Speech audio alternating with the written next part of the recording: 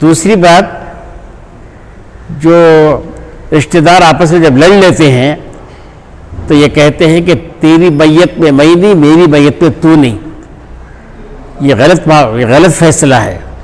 سرکار دو عالم سے ارشاد فرمایا سل من قطعک، جو تم سے کٹ گیا جا کے جڑ جاؤ. واعف عمن ظلمک، جو تم پر ظلم کیا ہے اسے معاف کرو. واحسن الی من اساء الیک، جو تمہارے ساتھ برا سلوک کیا ہے تم اس کے ساتھ اچھا سلوک کرو.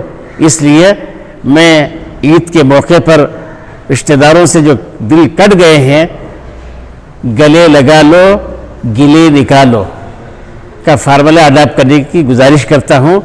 گلے لگا لو گلے نکالو. محبت دیکھو، عید الفطر کی جو یہ 27ویں اس کی لیلۃ القدر، شب قدر کا تعین ہو گیا تھا. حضور صلی اللہ علیہ وسلم پیغام لے کر آ رہے تھے، راستے میں دیکھا کہ دو ساتھی لڑ رہے تھے. وہ لڑائی کی بنیاد سے، لڑائی کی وجہ سے وہ علم اٹھا لیا گیا ہمیشہ کے لیے. تو لڑائی کتنی سخت چیز ہے اسی سے سمجھ میں آ جاتا ہے. تو اس لیے آپس کے رشتہ داروں میں تھوڑی چھوٹی جہاں برتن ہوتے ہیں وہ آواز آتی ہی ہے، لیکن اسے سنبھالنا ہے. تو میں گزارش کرتا ہوں کہ سبوں سے کہ رشتہ داری میں یہ کریں. اور ایک آخری گزارش یہ ہے کہ ہمارے برادران وطن ان کے ساتھ بھی اچھا سلوک جو ہمارے گھر میں پک رہا ہے. حضور صلی اللہ علیہ وسلم کیا فرما رہے ہیں؟ لا توزی جارک بریح قدرک، تم اپنے گھروں میں اچھا سالن پکا کر اپنے پڑوسیوں کو تکلیف مت پہنچاؤ. اپنے پڑوسیوں کو تکلیف مت پہنچاؤ.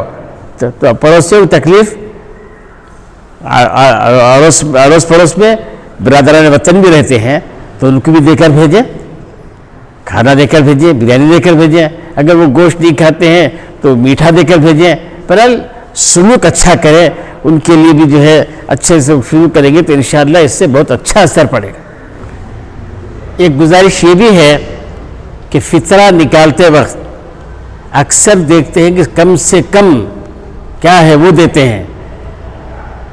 فطرہ دینے میں 4 قسم کے ہیں: گیہوں، جو، کشمش، کھجور.